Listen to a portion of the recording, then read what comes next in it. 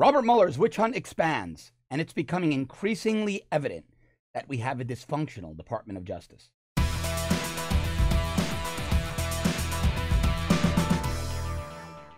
Special counsel Robert Mueller made a referral to the Department of Justice to Rod Rosenstein. Now, I don't think Rod Rosenstein is an honest actor. I don't think Rod Rosenstein has the best interests of this president at heart. I think Rod Rosenstein is part of the deep state. And what came next is so shocking that even Alan Dershowitz, liberal law professor Alan Dershowitz, a guy universally regarded by Republicans, Democrats, conservative liberals, as one of the best lawyers in history, arguably the best criminal lawyer existing today, operating today, Alan Dershowitz is even horrified by this. He went as far as to call Robert Mueller a partisan and a zealot. What they did was raided not just the office of President Trump's outside attorney, Michael Cohen, his personal attorney, Michael Cohen, but his home and another rented space. Michael Cohen has been cooperating. I'm going to tell you as a law enforcement guy, I've never seen anything this bad. This is beyond unprecedented because what they did was seize lawyer-client protected information, lawyer-client privileged communications. This is beyond improper. This went from Robert Mueller. Now, this is all about Stormy Daniels, this porn star that Michael Cohen allegedly paid $130,000. People say, well, the fact that he paid her is proof that he and Donald Trump did something wrong. No, it's not proof of anything. People often settle lawsuits. Back when I was in business, before I was in media, I sued. My company was sued. We were a data company, and we raised money. And an investment group, they were a very unsuccessful investment group, they couldn't raise money for us, and our company became successful, and they sued us. They claimed that even though our company had been successful without them, they were still entitled to a small portion of equity in the company. We disagreed. But when we did a cost-benefit analysis, we realized that the lawsuit would have cost us X, and it was far cheaper to settle for Y, and they would take Y. And so to not have to endure the cost of a lawsuit and the time of a lawsuit and depositions and interrogatories and showing up at hearings, because in addition to the money we would have spent on legal fees, which is double and a half what they accepted in the settlement, when we factored in all of our time and stress and energy, settling was about 4 times cheaper. Even though we did nothing wrong, we felt they were entitled to nothing. It was just cheaper to settle the case. We might have won in the end. We might have been able to collect all those legal fees back, but guess what? They had no money. They had no money, so it would have been a Pyrrhic victory. That's much how I see the settlement with Stormy Daniels.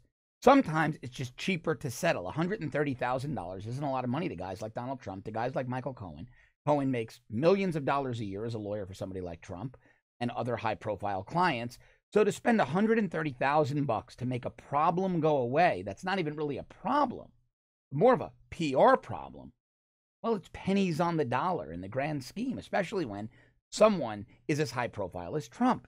It happens every single day. But if you listen to Mueller and you listen to Rosenstein and you listen to the liberals and MSNBC and CNN and all of the other very Washington Post and New York Times, they'll make it seem like this is unprecedented and never happens. It happens every day. But that's not even the issue. The issue is Robert Mueller, knowing it happens every day, referring the case to Rod Rosenstein, who then referred the case to the U.S. attorney from the Southern District of New York, who went to a judge who got warrants, and again, like they did to Paul Manafort, sent FBI agents to conduct raids. Cohen, again, was cooperating. He was turning over documents, and it appears that Mueller and Rosenstein, well, that wasn't good enough for them. They wanted the sacred, privileged communications. And that's what has Alan Dershowitz so up in arms. Now, Dershowitz notes a lot of other things about Robert Mueller that I'm going to be getting into later today on my longer show, Off the Cuff Declassified.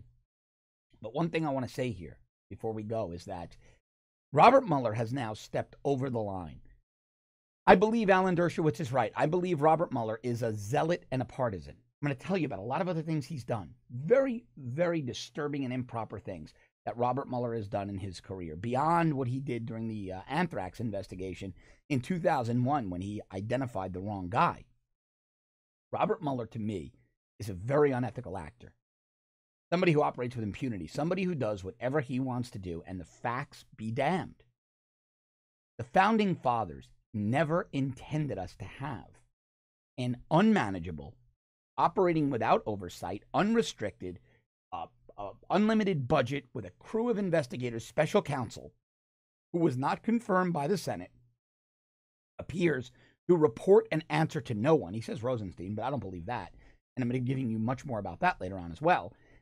That is not what the founding fathers intended for that special counsel who operates without oversight, unrestricted, massive budget, crew of investigators, kicks indoors, all seemingly as a do-over because the wrong person won the election. So much more to discuss with the impropriety of Robert Mueller, especially these moronic conspiracy theories on the alt-right that Mueller is somehow an ally of the president. And this is all 4D chess on the part of Jeff Sessions. That's moronic. I'm going to explain why through my law enforcement lens. I'm going to explain a lot more to you about this case through my law enforcement lens today on my longer show, Off the Cuff Declassified, right here on The Rebel. These new moves by Mueller are very disturbing, and I want to keep bringing you the updates every single day. So help me keep doing that by subscribing to our premium service at www.therebel.media/shows.